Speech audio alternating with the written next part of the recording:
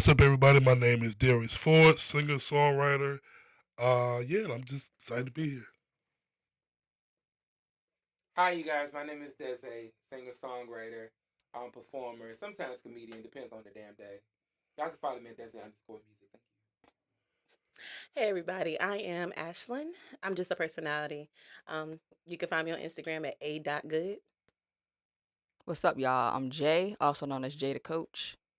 You can find me on Facebook, Jay space the Coach together. So, who cries when they watch movies? Do you want some flip? Nah, you can just raise your hand. Oh. So we got 3 people that cry when they watch movies. Darius, you don't. Oh, you know, damn way. Right, and then he had a straight face with it too, like. Ain't no way you ain't crying during The Color Purple. Come on now. It's a reason behind. It's such a crazy reason behind it, but no, I don't cry. Yeah. Like I rarely ever cry. Like if I cry, that means it's bad. That growing up, I couldn't cry, so that was like, yeah. You don't have to cry. Is there any tearjerker movies? I like this question. I will cry at a Pixar film. Yeah, I'm a I little like get a little sensitive, with certain movies. Definitely, Color Purple, I do cry.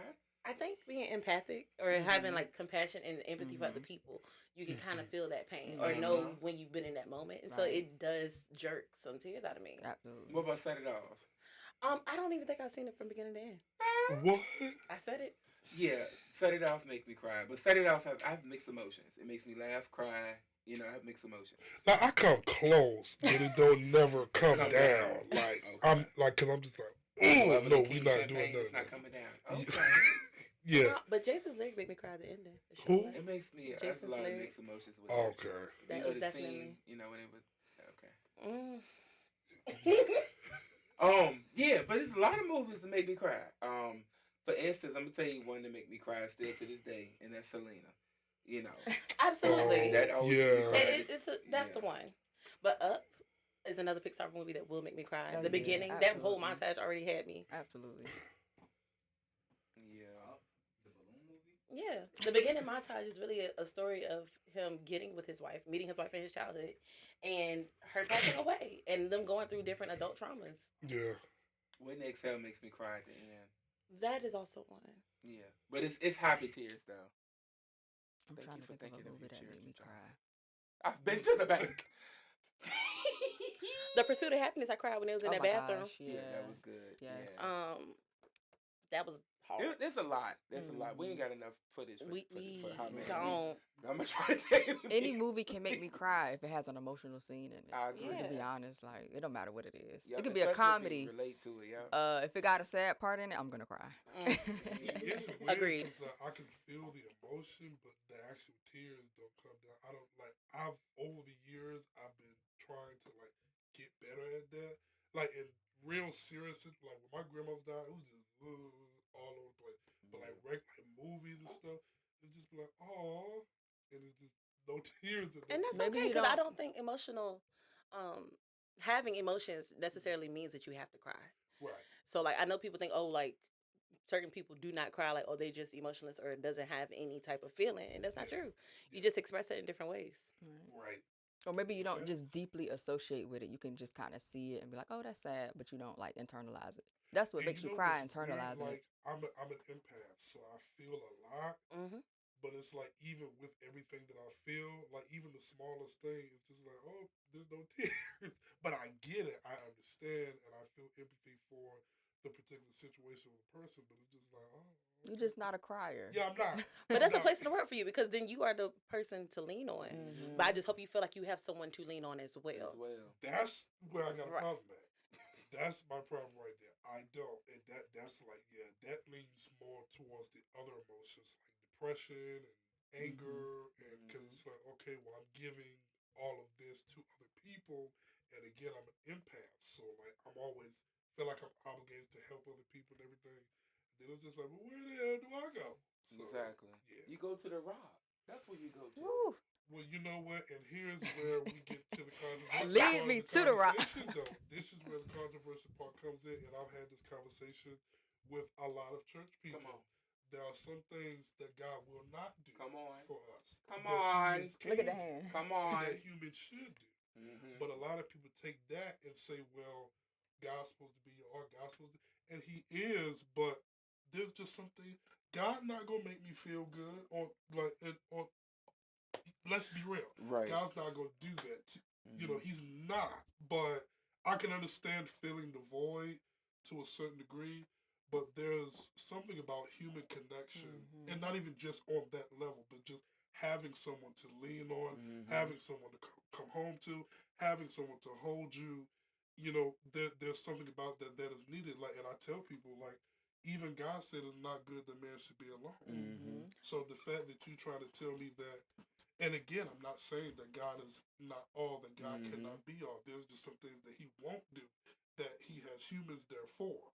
So what you're saying, Right, but that's when when he sends that. But I was gonna to piggyback off of what you're saying. I think attraction on relationship levels, not even just in dating, but in friendships and family. Right.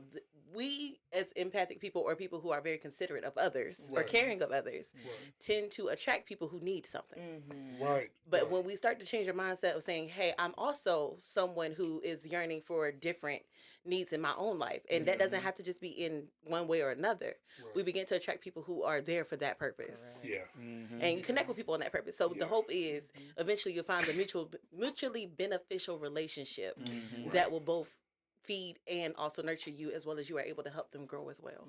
And to also piggyback off of that, I've made the mistake of, when certain people have come into my life, oh, you're there for me, you're there for, like, you're there for every person, and God is just like, nah, I just got them there for this one particular thing. And I'm like, but God, why For a they here season, then? yep. Because I'm looking for a specific thing, but they're here for something other than what I'm looking for. So in my mind, I'm like, why they even here? But then that goes back to God's ways and not our ways, and His thoughts and not our thoughts. And He sees so much further down the road than we could ever see. So I also believe I'm being learning. empathetic is also a gift too, though. And sometimes your gift is not for you. So you got to Right. be willing to be used Right. sometimes. Right. It's difficult. It's hard. Is. But if you just tap into the higher purpose, Yeah. so it'll feel like it's for a reason. Yeah. I agree. Yeah, I agree. Definitely 100%. agree with that. Question number 2. I believe time can heal all wounds. Anybody answer yes? I put yes and no. I did too. The reason why I put yes and no is because you could actually cope with it throughout time, and you can actually find different ways to deal with it. However, I personally feel that it doesn't mean that it actually got healed. It means that you are mentally stable and mentally spiritual guided to actually get through it on an everyday basis, but you still have your moments. So technically you're not healed, but you are you stitched up, but you ain't Functioning. Yeah, you function. Right. Yeah. So like with death, when you lose someone, you know what I'm saying, especially, or heartbreak, it's kind of like the same thing, and it doesn't mean that you would take it out on the next person or lash out on people, and some people do, and stuff like that. But when it comes down to that question, that's why I put yes and no for me. Yeah, you can definitely get triggered. Yeah, so it's not really it's a trick question.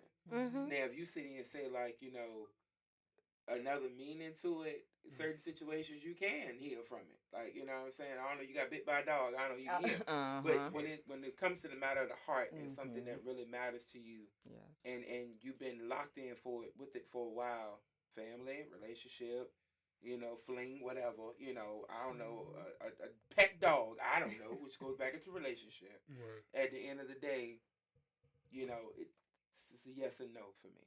So I stated no for the fact that I have multiple people in my life, and most people who've previously been in my life, who have lost their parent. And that type of trauma or that type of moment never heals. It don't. It's like a day. It don't. One day you're fine. The next day, oh, I remember it's their birthday. Oh, I remember it's a holiday. Or they used to do this. And of course, you want to be able to be there, but you realize the only thing I can do is physically be here. Because there's nothing I can say. There's nothing I can do to get that off of you. Yeah. Right. And then, like you said, the matters of the heart are definitely something that there's no time frame or time that can stop you, because a lot of things molds us. So, we have this lesson that we've learned from this experience, and now we are this way because of it. It's a cause and effect. And so it has taken on our personality, or it's taken on in the way that we move about our daily life. And so, yes, you're not healed. You're just functioning in a different way in order to avoid that situation. Right. And what gets me is when people say like, "Oh, I mean, like you'll get over it." What the fuck you mean I'll get over it? Like, what do you Right. mean I'll get over it? You No. don't even know Right. what I'm going through. So just basically everything that you just said. That's what the person should say as your partner, as your friend. I can't really say family because still it affects them too, especially if your mother was a mother to them too. Right. Even though they didn't have them, but still that's family. So they're hurting too. It's a different hurt, but because it's not their mom, but in reality, it's somebody who basically raised them too, or was there as a mom figure. However, when a person says that, you should never tell a person or drill in a person's head on how to grieve over something or whatever. Now, if you haven't experienced it, that's one thing. But if you have experienced it, that's another thing. But either or, you don't tell nobody how to grieve. Well, you can be understanding about it. Absolutely. But to say something cruel like, I mean, you just would have to get over it. It must be deeper than that. I just think there's someone who lacks some common sense. Yeah, you just lacking that common sense, that common courtesy. Like, that's what my But to give advice to those who are dealing with people who are dealing with grief, I would say it's a conversation. What do you enjoy doing in order to feel different about the circumstances going on? So you ask, like, okay, do you want to, like, go to the site? Do you want to, have a little moment or think about happy memories? Can we go over some things or look at pictures? Or do you just want to sit in silence? Right. Do you want to go do an activity that makes you get off that aggression? It's okay to have different forms of escape, but it's not all the same. 10 years ago. Right, some people like what about you 10 years ago? Some people like to have a dinner. Some people like to remember people like, okay, we're gonna have a little celebration party every year for that. Cool. The other person might like to go to Top Golf and just knock some balls into a hole in order to not think about the situation. Just say it. That wasn't no tea, no shade. I got it from Abbott Elementary. Y'all should watch it. Thank you. I love this show. Good, sweet Jesus. Stupid. I'm just saying. But I agree. I mean, and to piggyback off of what you said, now my situation, because I say yes and no too, it varies with the situation. Like if I'm having like an argument with my brother and sister, we end up falling out. It's eventually I'm gonna get back to talking to that person because they're here. You know what I'm saying? At the end of the day, they're still my brother and sister, so we're gonna be cool whether we talk a lot or talk a little bit. It's gonna heal over time. But if you took like my situation, because I was raped, and it took me a long time. When I tell you a long time, I had thoughts about going to this nigga house. Like I remember where he lives. I remember where he works at. I remember the street and everything. And it took me a long time to not feel that. And I think it was you who said about trying to do things that to avoid having to go to that place mentally.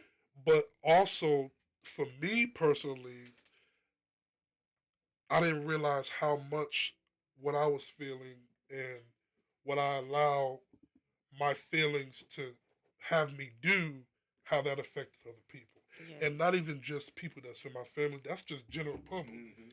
Because I have hophophobia. Hophophobia is the fear of being touched. So it don't matter who it is. Like, it's gotten better over time, but there will be moments where somebody will touch me the wrong way. If you touch me that way and I didn't give you permission, I'm finna, like, you finna get decked in your face.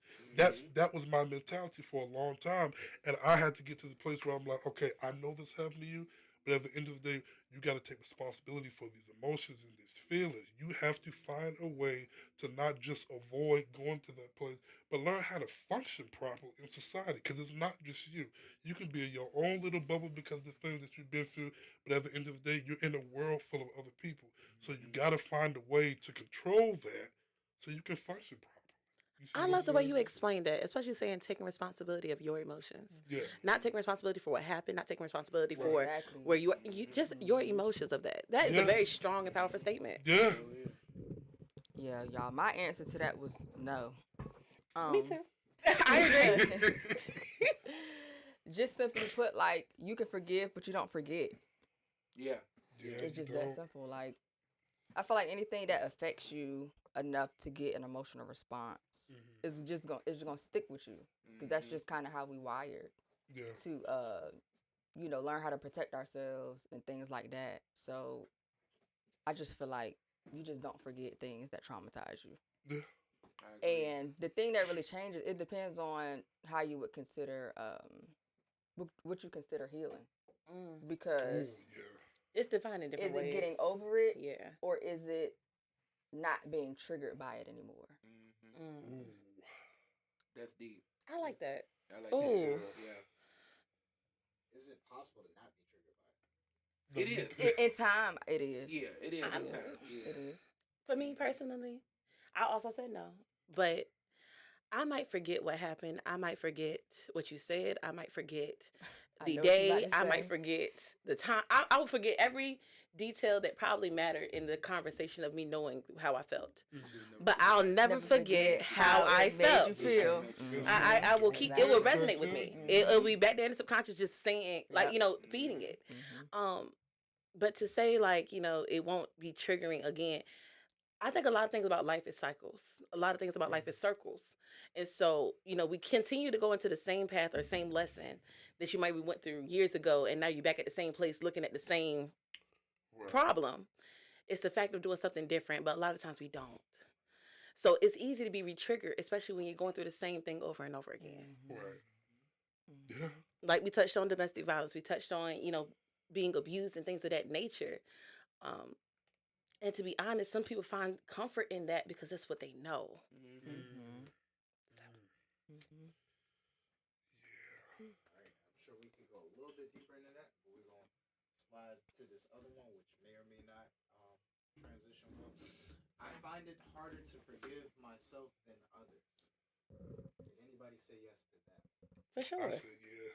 Yeah. Absolutely. Yeah. So 3 of you said yes. Yeah. Dezzae?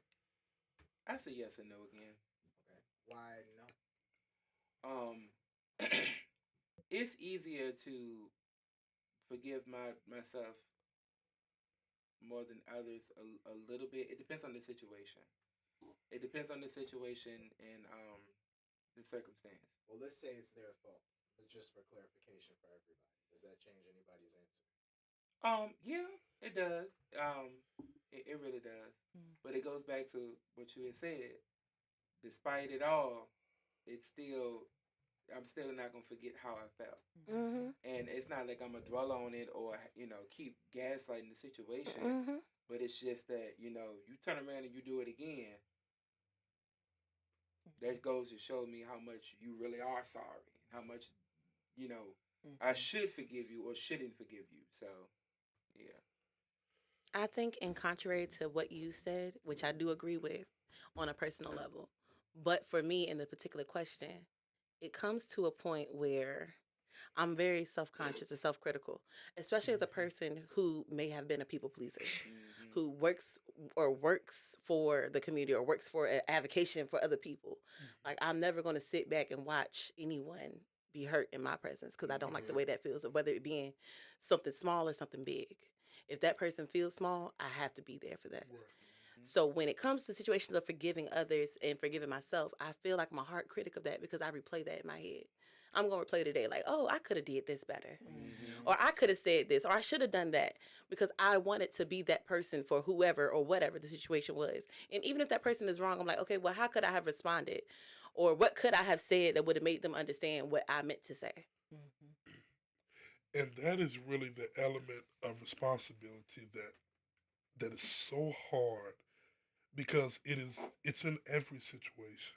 Whether it's a situation where one person holds 99.9% of the fault, that 0.1% that you hold, you gotta take responsibility for that in whatever fashion that it is. And going back to the whole rape thing, I remember I was in the car and I told God, I was like, well, I didn't try to kill myself like 2 other times. Can you do it this time?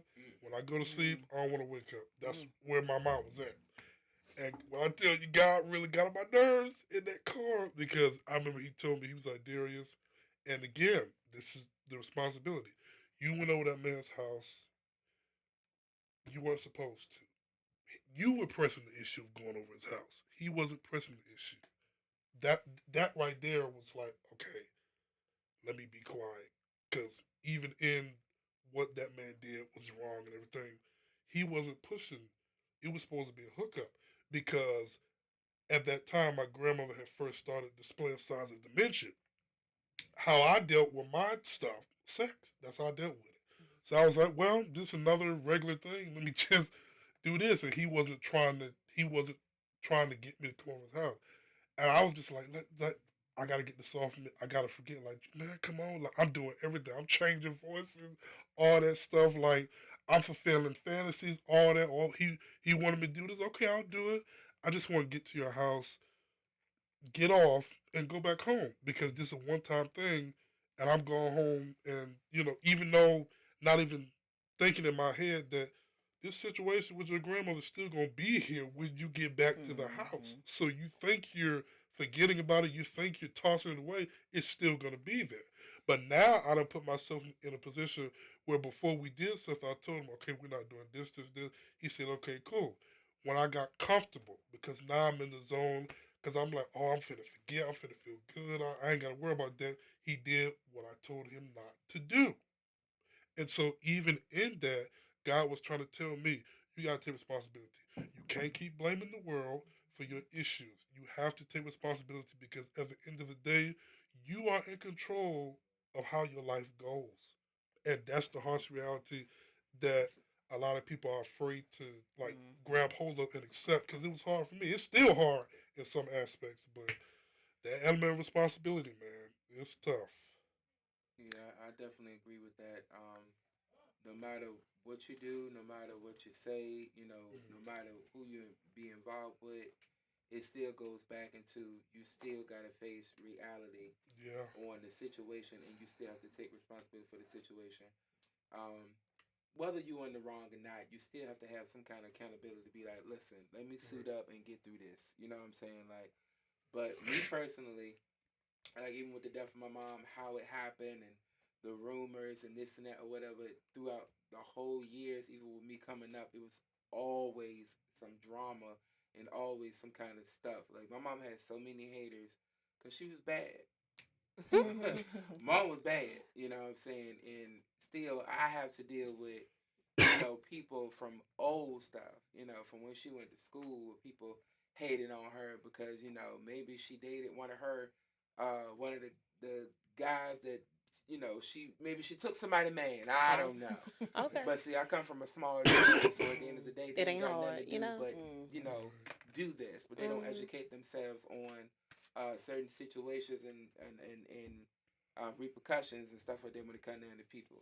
But Right. me personally, I've learned how to deal with this throughout the years with a lot of prayer, good people, and also too just changing my whole surrounding. Basically, back to what you were saying, and that's what you got to do. Sometimes you Yeah. got to um, sit back, reevaluate yourself, and look around. Take a good look around. Because if people are really your friend, they will be pushing you through. They wouldn't be handing you this.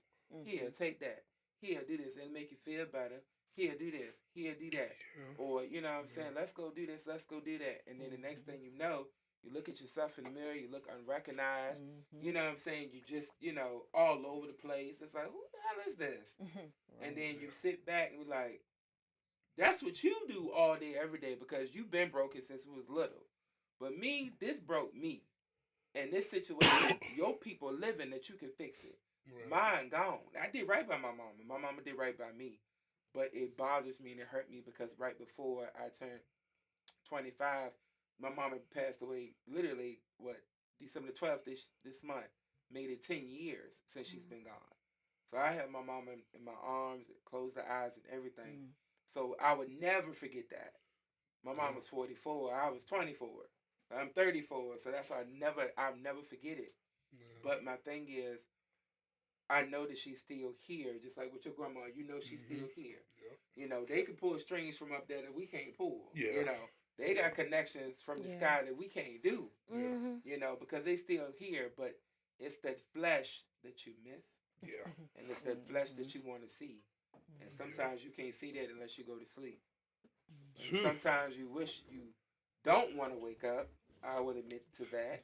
So you can stay there and be there forever with them. And then sometimes it's like, I'm meant to be here for a reason. Because I tried to commit suicide as well. Like, I put that in my song, I'm Good. I could put a whole bunch of stuff in there. So it's like, for me, when you grow and you be around the right people, again, a lot of prayer, you know, self-reflection, you'll be all right. But sometimes, just because you know somebody 10 plus whatever years, that don't mean that they mean something to you. Okay? I want people to want y'all to understand that out there. Just because you know somebody for a long period of time, that don't mean they for you. Mm-hmm. That didn't mean they with you. Because they could be a whole disguise to distract you from getting to your destiny and what's meant for you. That don't mean talent. That can mean a degree. That can mean anything positive. Anything that you've wanted to do since you was little and they shot it down because they was jealous of you. They didn't want you to do it. Yeah. Keep moving. Because you'll meet a stranger and you'll meet people. Because me personally, when I moved away, I met bukus of people that just, I was like, damn, you know, people like this exist. Supported you. You know? Was there, yeah. You know, if you be positive, you know, trying to do something.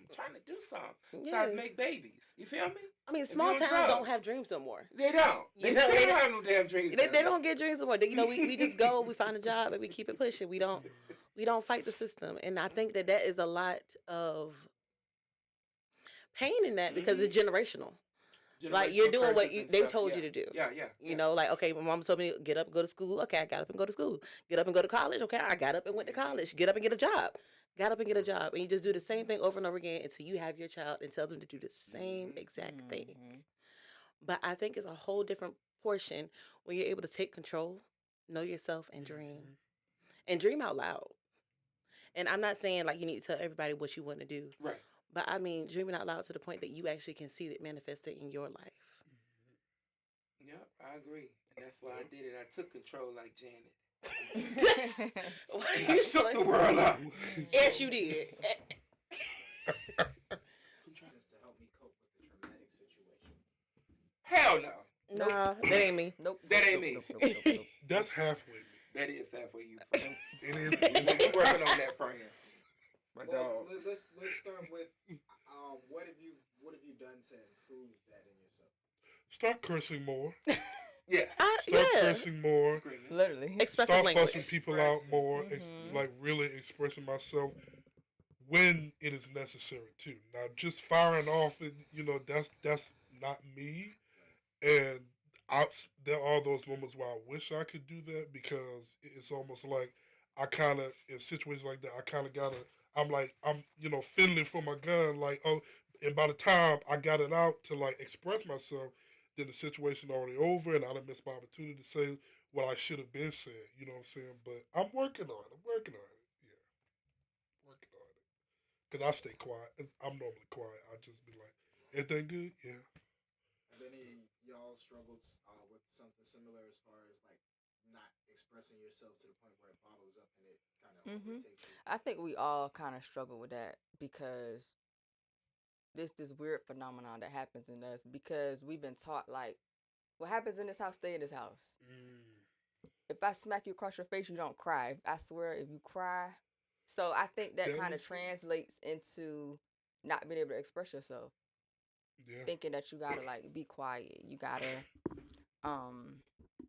just take the punches as they come because I don't know what it is about the Black community, but we are raised most of the time by like strong Black women, and they have a point to prove, and I think that kind of like spills over into how they parent, and so it trains us and conditions us to be quiet and to not say anything. Expressing ourselves in the household is like you being disrespectful. Right. You know, so that's my take on it. That's what hindered me from being able to do it. But when I just turn inward and kind of started the process of like deconstructing all the bad habits that I learned. Because I mean, our parents, they didn't do these things on purpose, but it still affected us in some type of way. But when you get to the point to where you start to kind of become your own person, and you kind of build enough confidence to know that you don't have to fall in line, like you can kind of have your own mind. That's really what it is, growing your own mind, like establishing your own mind. So when I started to do that, it was like, oh no, fuck this. You can hear what I got to say. I don't care if you. And another thing too, the people pleasing thing, like you were saying earlier. We don't want to upset people because we couldn't upset our parents. You don't want nobody to feel no type of way about you because it's hard to navigate those, confrontations and stuff like that. But I'm confrontational in a good way. So, not physically, but I'm absolutely going to tell you how I feel and be confident about it. And you'll feel how you want to feel, and eventually you'll get over it because that's just life. There's a level of peace that comes with that. Oh my gosh. It is. When you don't care about people's reactions no more. They ain't got no choice but to get over it. Exactly. That's all you don't want to get over it. I've been over it. Shit. I mean, because you can only control you, right? So I can only place blame, or I can only say what I have to say, and what your response to that is your choice. Correct. Now, what I'm saying is I don't need to be disrespectful. I can communicate without it being intentionally hurtful, but I will be honest, there's times where I am. I have come to terms that I'm very confrontational, but I'm also super sensitive. Like, I'm overtly sensitive. Like, I went through my mental health series with that of, actually seeking help to make sure that I wasn't playing into that role of being this, because it's a phase. So it started out as a mask. You want to be the picture perfect of what your family has asked you to be. So I made sure my hair is a certain way, I looked a certain way, I smiled a certain way, because that's what I was taught to do. And then after a while, those bottled up emotions just exploded at 18 because I had my choice of freedom. So once I was able to have that, I needed to be able to reel it back in by the time I turned my age today. So that came with a process of its own that did not correlate to what I thought I would be, because I didn't think I would need mental help, but I did. Like, I'm not talking about just going to talk to the people. I'm talking like, hey, maybe you might want to consider some medications. Maybe you might want to consider some other coping mechanisms and different daily habits that may be able to transition your mindset from being so aggressive to being able to actually communicate. So that's a process all in itself. It is. It's one thing to communicate, but it's another thing to know how to do it effectively to the point where it's not disrespectful and it's literally just saying, this is how I feel, And then the thing about that is, even when you are communicating properly, somebody gonna be like, "Oh, well, you yelling, you doing this, you do that." Like, I have my supervisor. I was having a really, really bad day. My supervisor called me, and I was in the middle of a crisis at the job, like a really, really crazy crisis. And it is hot. We won't put some character. Okay. You have wrote your story, right? No, you good. So I was in the middle of a crisis at the job, and he called me like on some like real stoic kind of stuff. And I told him, like, I was trying to, like, in the middle trying to explain to him what was going on, and he got belligerent with me. And all I said was, "Mike, today ain't the day. Shut up. I'll call you back." And he got mad at me, and I'm like, dude, if I'm certain situations like that, especially if I'm trying to communicate properly and you still take offense to that, then there's nothing I can do. But I'm always, I'm learning how to make sure that I do what I'm supposed to do in communicating instead of just being, everything cool. It's difficult for me because I've always been quiet. Can I be honest? Work both ways. I'm sorry. No, go ahead. You can go first. As much practice as it takes to know how to communicate yourself effectively, it takes as much practice to be on the other end and receive communication. And not a lot of people take the time to really be receptive and to really learn how to communicate effectively. What I was going to say to that is that if I'm being honest, the person or the people who get the brunt end of that communication or the ineffective communication that I have is people that I know and I love. People that I'm comfortable with. The strangers don't get to meet that. It's a place where I am able to be vulnerable. I'm comfortable enough to express my emotions with you that you'll get the full range of that. And it's unfortunate because it's like, I love you and I love you so much and I love you so passionately that I have to tell you this in a way that it may not come off as best as I could say it if I had to be in a professional setting or if I had to be in a setting where people I don't know. And it's really unfortunate, but I'm trying to figure out the best way to have the same passion, but still get my damn point across.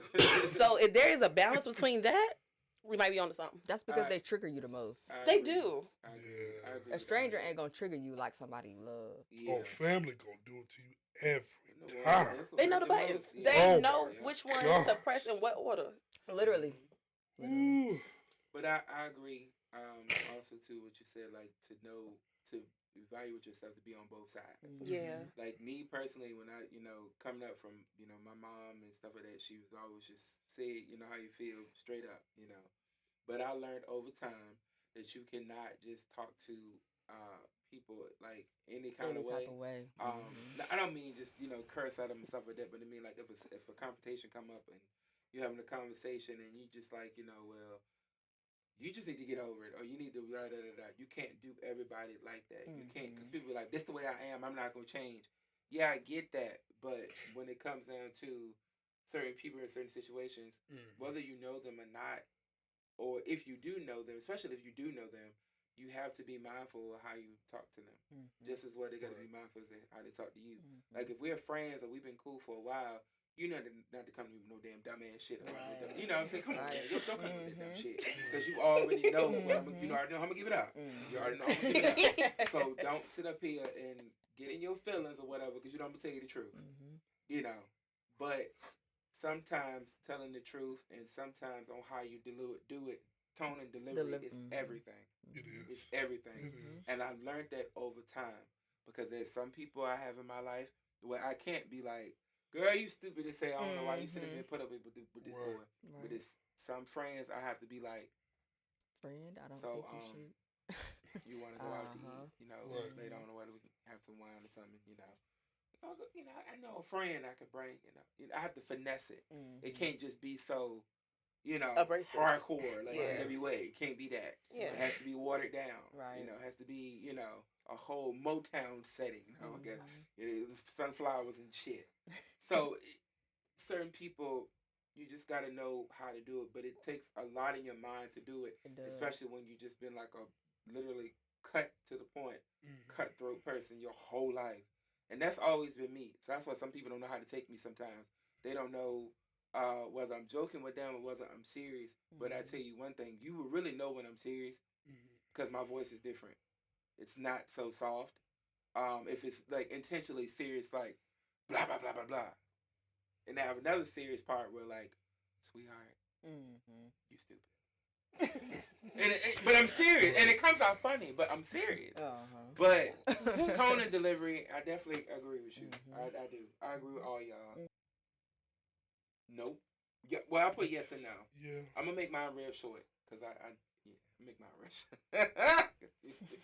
You already know. Yes and no.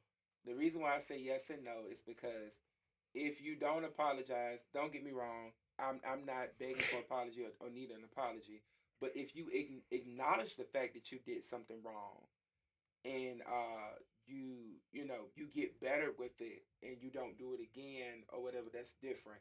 But the fact that you don't apologize and you want to be a narcissist and you want to continue to keep doing it and think that I'm going to take the shit, that's different. So that's why I say yes and no. I will forgive you for myself and move on because I can forgive you and not say nothing to you. So, that's pretty much it for me. Dealing with that actually right now. Blood related. Keeping it 100. Well, my yes or no was because there's been situations where someone will, not necessarily address or acknowledge the situation. You ever been in a household and you and your mama done got into it or something? You know where I'm going. Okay, cool. And then she come in the room like, you want to go to McDonald's or something?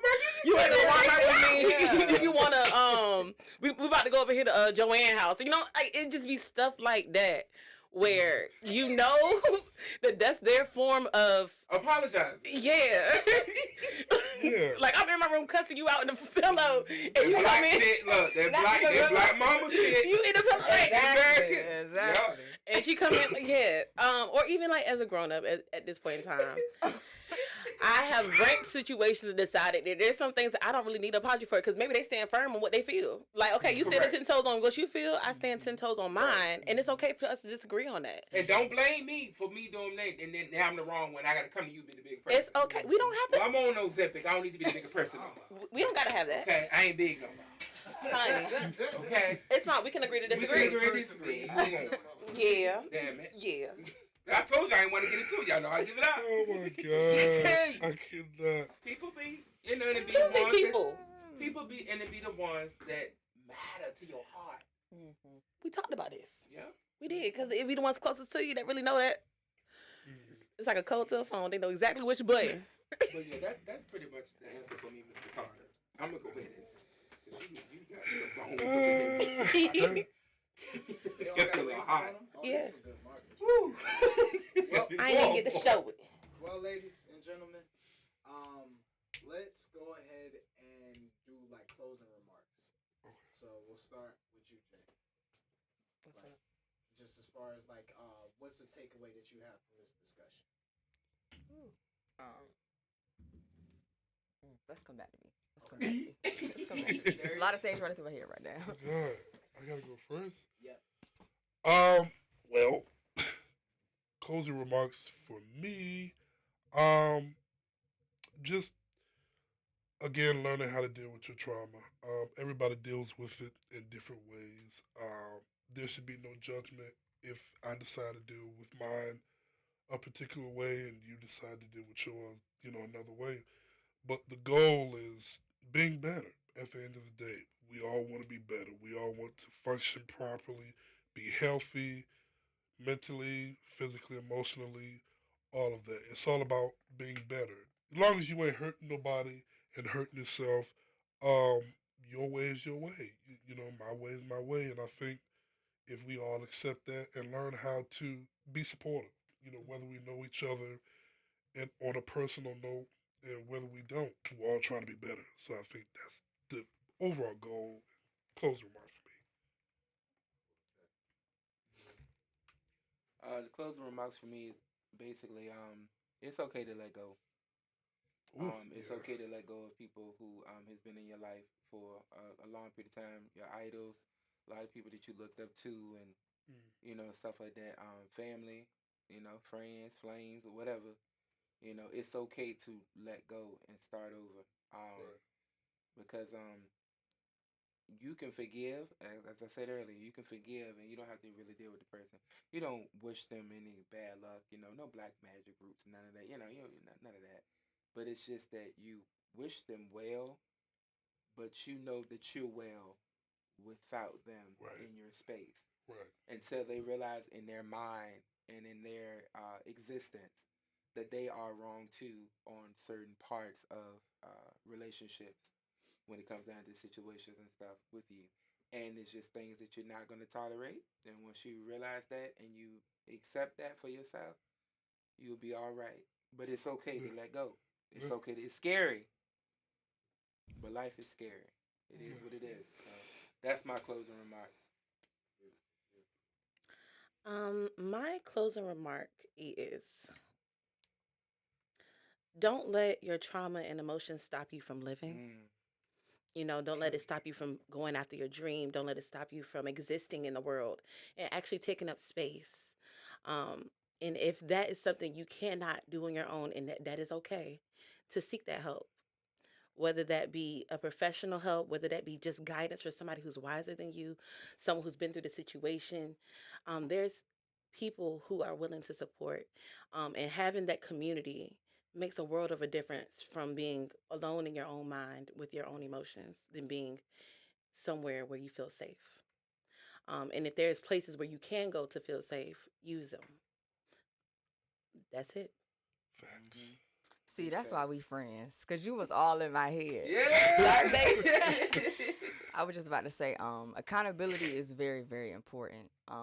And if you haven't grown to a level of being able to be self-accountable, I would say get you an accountability partner, whether that's a therapist, counsel, wise counsel, as we all know what that is. Go to a pastor or something. Amen. Get yourself together. I highly advocate for therapy. I think everybody should be in therapy because sometimes you just can't see yourself, and who better to trust than a professional? So, even if you can't identify the areas in which you could improve, a therapist is actually absolutely a trusted source. That's what I got to say. Go Can to I say- therapy. Can I say one last thing? Don't become an abuser. Don't be traumatic to somebody else. Yes. That's all. Exactly. Yes. Get yourself together. Any more wine? Yeah, let's go. What's the